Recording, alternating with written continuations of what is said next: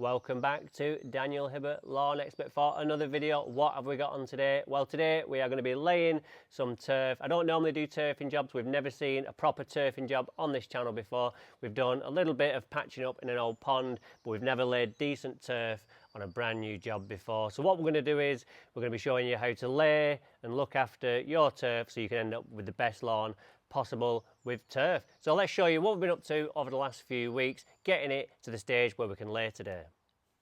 Okay, so the story begins on Sunday the 1st of June. We hired the turf cutter for the weekend as we had a couple of other jobs to do with it, so it cut the cost by 3 to the customer so we could do the job cheaper. And this job in total took us about 1 hour 30 minutes to get it up. Really small, only 56 square meters, and we had a skip round the front, so that was an easy day. All right, so normally, as you know, I would use root zone, but because I've nowhere to put any excess, I can't use the root zone because I've nowhere to put it in the skip if we're left over, and I can't put root zone in the borders. So I've opted for grade A topsoil from Easy Lawn. Now, even though it's grade A and it's screened, even though because it would have been freshly dug at some point, got weeds in it, so just be mindful that topsoil normally does have loads of weeds in it and you never know what you're going to get. Not generally annual meadow grass, but rosemary willow herb generally, and there's loads of things already germinating in it, so God knows what they'll turn into. So if you were seeding, you wouldn't really want to use this because it wouldn't be suitable, because all those weeds would be up before you seed, I think, because they're already coming up. So yeah, so just bear that in mind. So it's quite heavy, so don't overfill your barrow, but as you can see in this little snippet, it's quite heavy when wet and sticks together, but it breaks apart nice and easy as well. And obviously as we get to the bottom of the bag, you've got a ton of the weight sitting on it, so that's why it's a bit stuck together. But on the ground, once it's open, it's got a bit of air in it. It's quite nice to work with actually, but I'll show you that round the back.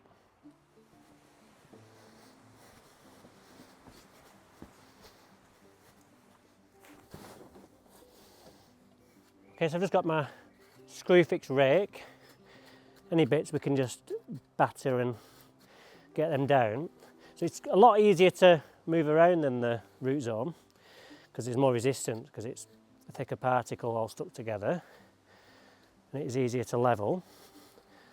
But what we don't want to do is, once we've got it to this level, this isn't going to be like we're just going to turf straight on top of this. We do want to stamp on it, but we'll let it dry out a bit over the coming days. To do it when it's wet would just be too compact. We've seen what it's like in the ton bag, and we really don't want to create that compaction on the ground. So we'll let it dry out, and then we can do it and make it a bit more friable. And by doing that as well, gives these lumps a bit of time to dry out as well, and they'll disintegrate into nothing when we go over them, and then we can get it turfed. So we just got to do the rest. What I like to do is I'll just do a barrow. I'm just working on my own today. I'll do a barrow and then I'll level it around. Do a barrow, level it around, makes it nice and easy. But yeah, we're not too concerned about final level yet, but just some idea of a final level will be fine. And you can always leave it a little bit higher, and then we have room for that little bit of compaction, and we're not going to be below the edge when we go and stand on it. Because if I stand on that now, see, we're just a little bit below, so we just leave it a little bit proud. Just gives us that extra bit just to keep us level with the edge, because when I turf I get it level with the edge and then turf on top, then allow for some more sinkage, whereas if we went on just a little bit of a recess, the turf would end up sinking well below the wooden edge, in my experience. So that's what I do. So yeah, so it's just nice and leisurely, as Richard Lewis would say in Curb Your Enthusiasm. Leisurely afternoon, moving soil. Rain's been and gone, so we don't have to worry about that. But yeah, you see, nice and easy. It's quite therapeutic, isn't it? So yeah, I'm looking forward to this one. I'll go and move the rest. Believe it or not, this job is actually the same day as the Galactic project got washed away. Not a drop of rain here.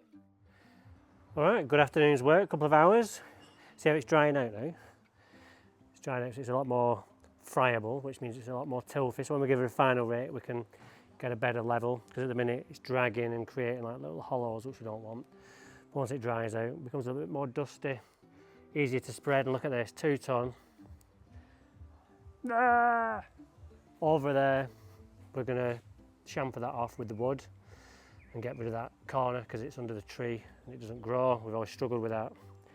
So I just need to go to Easy Lawn and just throw a few bucketfuls or whatever, flexi-tubfuls in the van and fill this in. So that's great.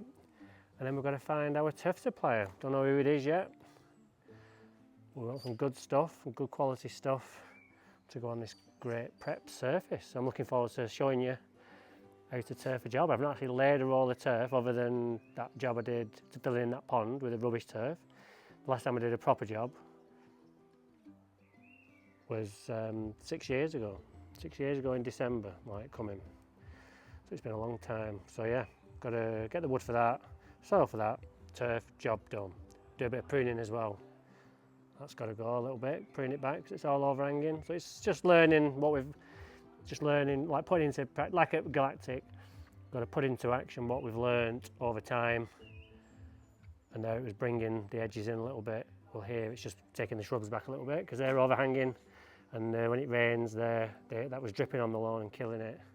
Same over there, and when it rained it didn't get watered, so it perished because you can't rely on the customer to do it. Well, not because they won't do it, because they don't know. They just think, oh, it's rained, everything's been watered. They don't realise that the trees create like a canopy and the rain can't get through.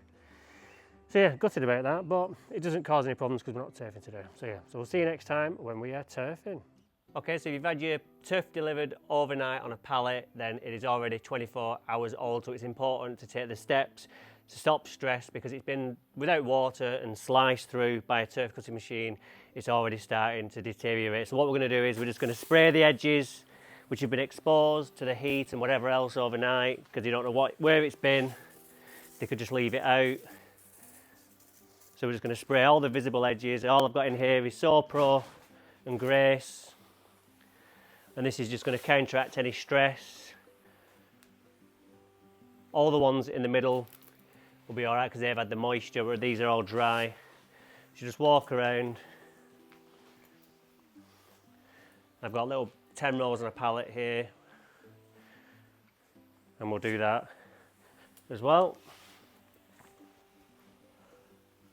And that just buys us a little bit of time because what will happen is when we come to lay these, because these have been sliced and not had any moisture, these will start to go yellow when we lay, even though a few days down the line. But we've got a product to counteract that as well, which will help the stress in Dan's Magic. So we're going to be spraying that after we've laid it. But for now, it's just a case of keeping these nice and moist.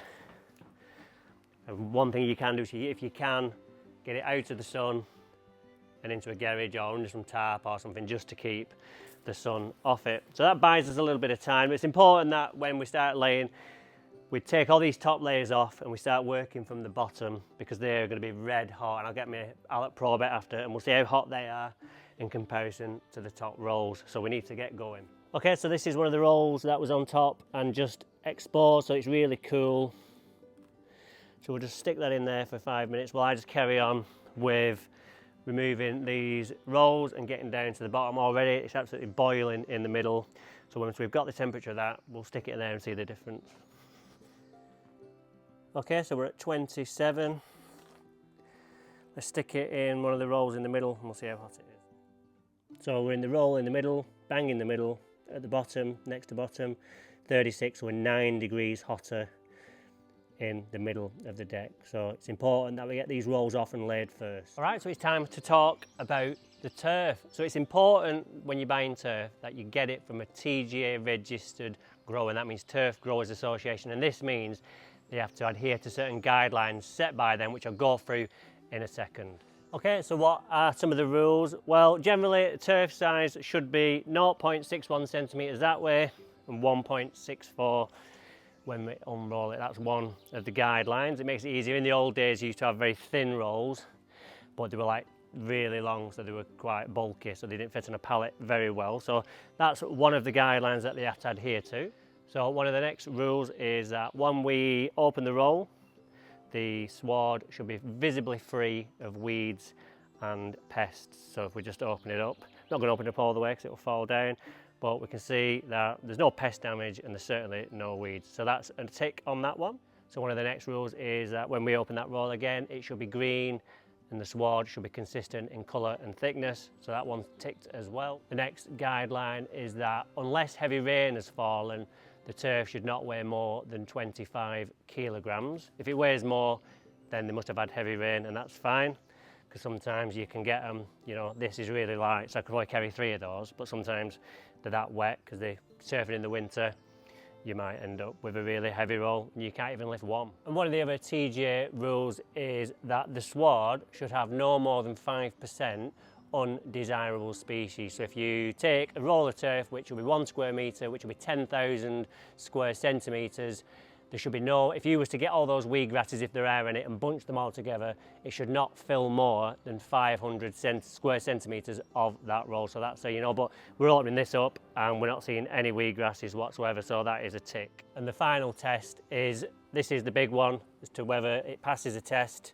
TGA rules state that when you get your roll of turf, we will open it all up, you should be able to pick it up like that and shake it up and down, and it doesn't fall to bits. So if it falls to bits, then it's been harvested too early and it's not ready. And let's just have a little talk about the turf itself. Well, it's from Hereford turf, as I said, and it's a perennial ryegrass fescue mix. I know you've all just gone, but when it comes to turf, you have to have fescue in there because that creates the root mass for it to be held together when it's harvested. Without that, you're going to struggle to keep it together, so you won't be able to shake it like that and it'd fall to bits otherwise if we didn't have the fescue in it. So if you went for something like perennial ryegrass and Kentucky bluegrass, that has to be grown for 2 years to get that root mass, and it's on the ground a year more than this, so there's a year more chance of getting more weed grasses in there as well. So generally when you get turf, it's going to have fescue in it. Okay, so we're just going to talk about a few tools that we're going to need today. Well, one tool and boards. So you need a serrated bread knife. Can use a handsaw if you want, like a wood saw. Generally don't use an edging tool unless you're cutting the turf on a hard surface. If you do it on the lawn, you're going to push the soil in and you're going to push the turf out. So don't use an edging tool on the lawn. We've got these boards from B&Q, just 8x4 sheet of 5mm plywood, ribbed down the middle, and that means we can go on there, we can lay our turf just off here, and then go on with a board, because there's no excuse for going on this prep surface with a foot and putting a big footprint in it. And then I've seen it on Facebook, Instagram, people just turfing over footprints, and I've got my head in my hand, so that's a no. So there's only 2 tools you need to lay turf. Okay, so we're just getting ready to lay our first piece. Remember, when you put your turf down, make sure your roll end is facing the way you want to go, because you're going to roll that way. If we would start from that end, we would have to turn that round and roll this way, and also decide if you're just going to do one colour in terms of laying from this side all the time, or you're going to want to do stripes, because we're going to start this end if we want to do stripes this way, and then our next roll would start that end and roll this way, and that would be why we get the stripe effect on the lawn. So let's just roll this out. All we need to do is just put it up against the edge. Already got weeds growing in that after 6 days. So we've got the edge, we've got a nice guide to follow. And we just roll it out like that. We don't need to do anything else yet, because when I roll a few, I can get a board on and then we can walk all over it and compact it down a little bit, and that will be absolutely fine. So what you'll notice is that you've got to determine how big that flap is.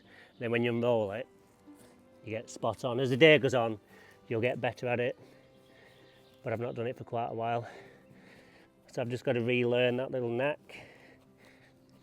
You just get your fingers, and I just like to just squeeze them together like that. Again, just let me reiterate, I think I said it earlier in the video, we don't need to put anything on this soil. There's enough feed in the turf, it's all fed before it comes for good rooting and a little bit of growth.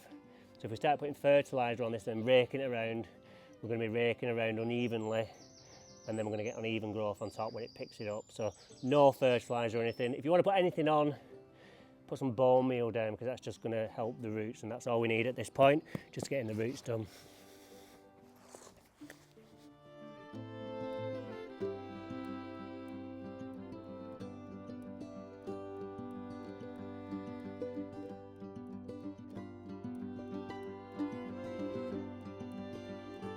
Okay, so when you get to the end, it's just a simple case.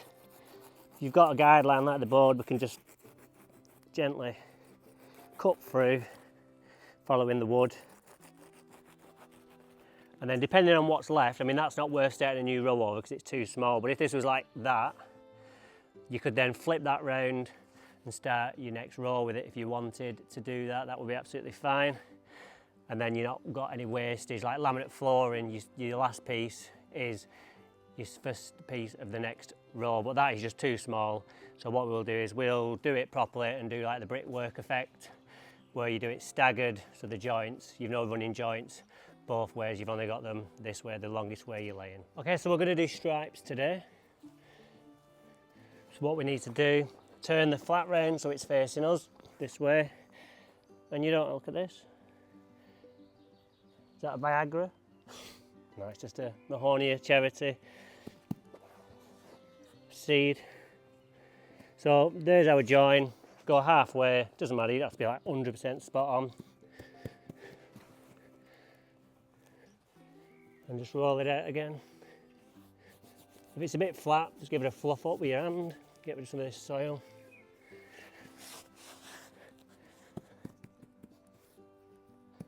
Give it a pat down, and then once we get our boards on there for our next run, we'll then compact it down as well. But notice I'm just standing on it, whereas if I'd kneeled on that now, I'd really sink in. But the board just gives you 100% coverage, meaning you're not going to do any damage. And all you are going to do is it's going to spread the weight that you are putting on there over the whole area, making sure it's nice and compact. So we've got our half there. I'll just show you. So this is the common mistake you could make to ruin your stripe. You might just think, now, right, I've got my next roll, I'm going that way. I'll start like that and roll that way. Well, no, because you've got to flip it round, so that one way is going that way, that's going that way. So what we'll have to do is, you have to roll it from right down here, roll it out, and then do it that way, and your stripe is still intact. And then that piece you would then have down there for when you finish that half down there, because you'll be the same. You'll just mirror down there what you've done at this end. So just get that in and do it as you go. Don't be tempted to lay it and leave these out, because what will happen is, as the land undulates, the turf will follow that and it will get out of kilter. And it's all right here because you only got like 5 runs, but if you're doing a job where there's 50 runs and you've got 25 halves, then what's going to happen is that if you're out like an inch, you're going to have to bring all the turf in an inch all the way down.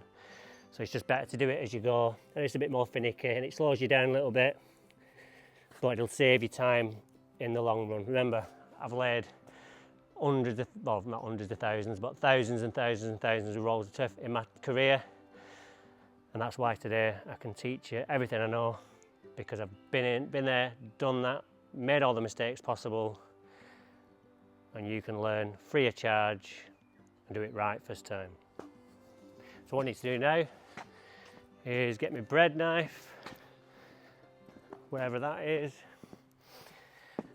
Where's my knife gone? Have I buried it? Nope. Give us a second, I don't know what I've done with it. That's me. If you ever need to know where I am, just follow the trail of destruction and you'll find me. There it is, got it. So again, we can just follow the wood.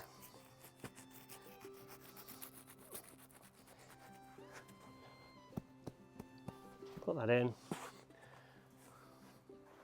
And then we'll just keep this roll, remember which way it's facing, and take that down here for our end down here. And then we just follow on this way.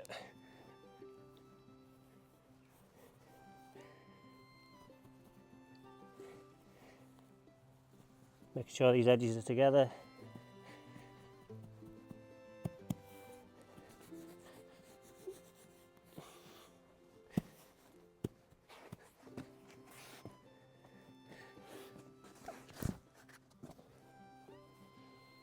Really hot in the middle of this roll.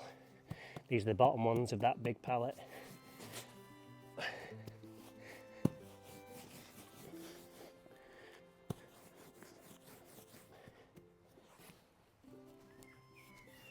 So all good.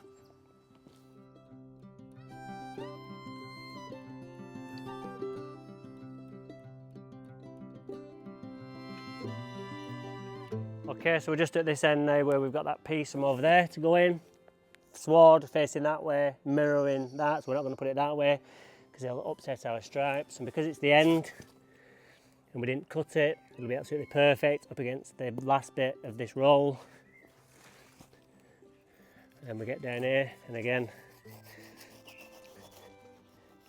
we can just slice it across. And again, that's probably a bit too small to use for our next piece, so we'll just carry on with the brickwork pattern. Got 4 rolls on top, so plenty of extra should we need it.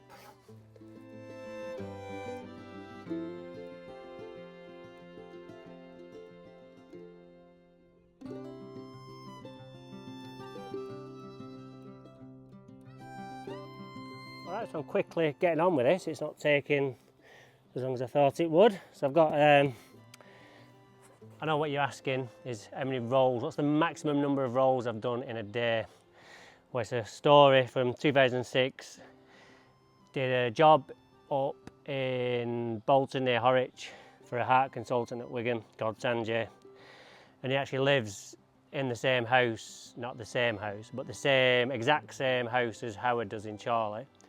But the same builder, just different location. And when I turned up at Howard's, I was like, this is Sanjay's house. And he went, yeah, same builder. So got that job. It was 400 square metres over a few weekends. Dug out drains, 20 tonne of soil in, 80 tonne of topsoil again, over a few weekends.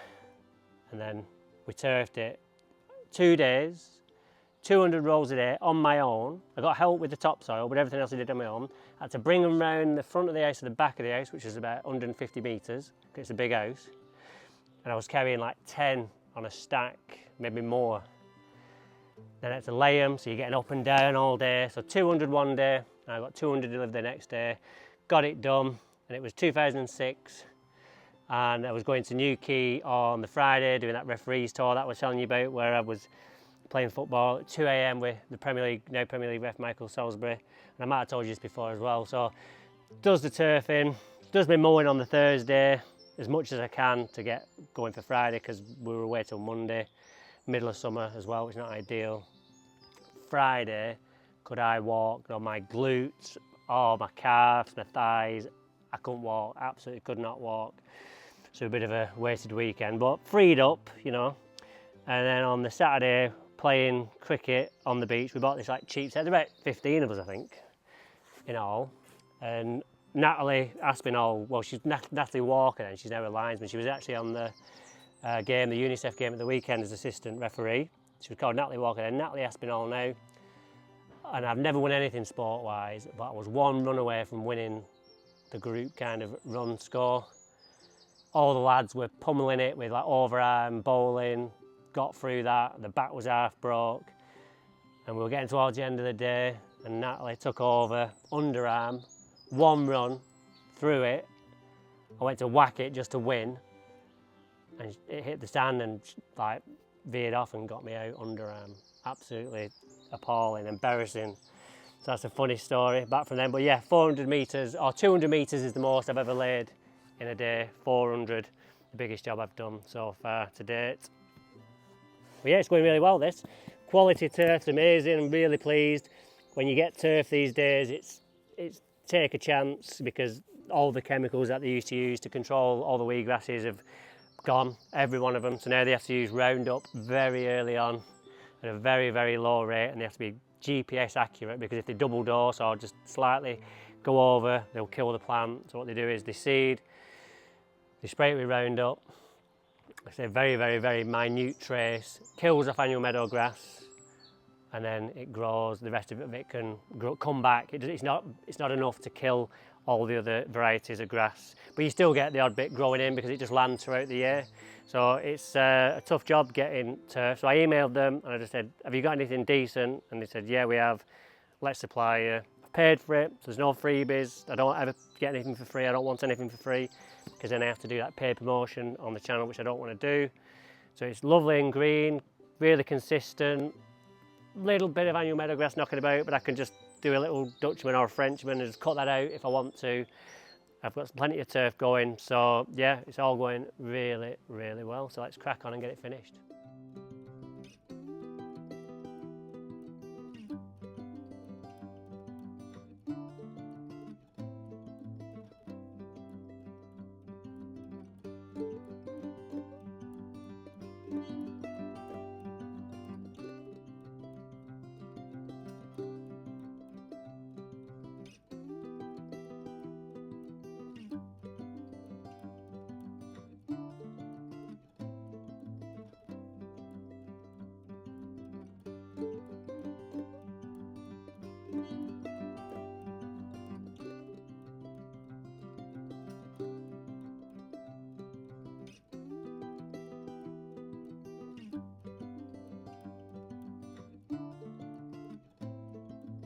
Okay, so I'm just spending a bit of time watering now. I've done this segment here.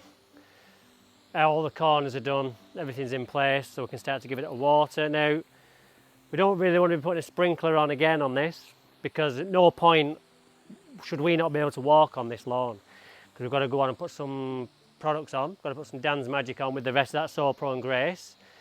Probably a bit of Stella as well, so we can get those roots down even further than what the feed that comes with it allows as well. So anything, the sooner we can get it rooted, the sooner it can go and get its own water. But at the minute, it's totally reliant on us watering it. So, but we don't want to overwater it. All we're doing is keeping these top layers alive. Just make sure you pay attention to all these edges, so you can just see where the brick pattern is. As we got down to the bottom there, ended up going off a bit, but just because of the chamfer there. And I wanted to get full rolls in on those diagonals, so there was no little bits that were going to fall off when I was mowing. So yeah, so when you come to watering your turf, it's kind of little and often really, not just like blast a load of water on it. So when you lift the turf up, the soil underneath should not be wet as of yet. There's already moisture in there. When the roots do come through, it'll just go and get it. And it should root really well in this soil. It's a soil-based turf as well, so it should be a marriage made in heaven. So I'm just going to get my woodworking tools out after I've done this and sort that chamfer out on that corner. We'll just bring that in a bit. I'm going to go for lunch and go and pick up the rest of that soil that I need to fill in. Just been so busy, just not had time to kind of do things as and when. Got to feed you guys with the videos. So I'm always running around trying to get these done. So yeah, so key thing to do, to look out for, especially in a heat wave like this, is one, probably don't get turf delivered during a heat wave. We've broken that rule. And when we're watering, it's the edges that are going to dry out first around the perimeter. So we really want to give those a good soaking. But that'll do for now, just to keep it alive, because it was pretty dry, it was pretty wet. The turf had a lot of moisture on it actually. Just the top rolls were a little bit dry. But other than that, it had quite a bit of moisture in, which I was quite surprised about. So the hauliers must have looked after it for us yesterday. So yeah, when I leave this with the customer, so I'm going to leave here today, it's up to the customer then to water until our next visit.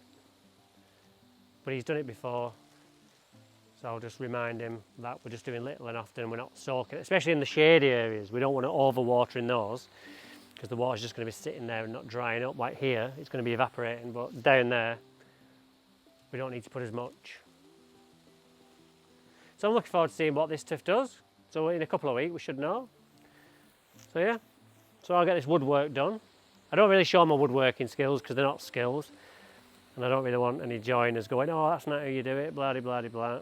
So none of that. So I'll just get that done and finish the job.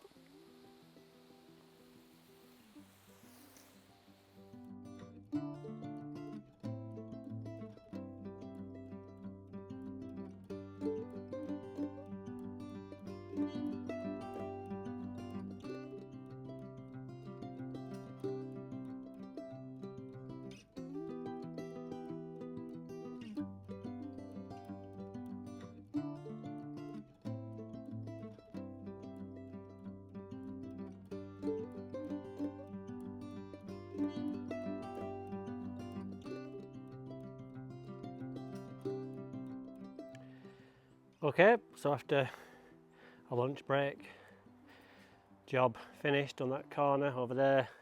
So what we'll do is we'll have to get some topsoil and mix that in to the old root zone. So that wood is now on there, all nice. A bit cleaner because it's a new piece. You see I've just done an angle all the way across. So it's looking good. So what we'll do now, give it a final, give it a water because this hasn't been watered yet. And then we'll get on with that combo of products just to help stop all these edges going yellow, which tends to happen sometimes, especially when you're turfing in the heat, because what's happened is as the machine sliced through those roots, it's damaged them. So what the Dan's Magic does is the calcium in there helps repair those root hairs so they can get straight out and start finding water again. So yeah, all looking very nice.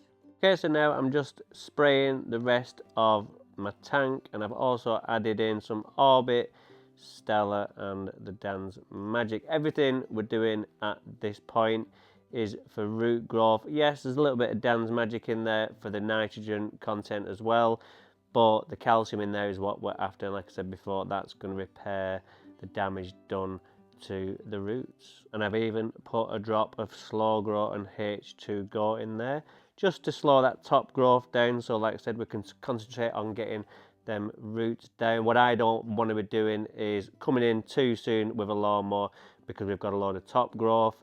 What we want to be doing is getting those roots anchored, and then when we do come to mow, because it probably will be with a rotary mower, we need all those roots anchored in so we don't end up sucking the turf up on the corners when we turn.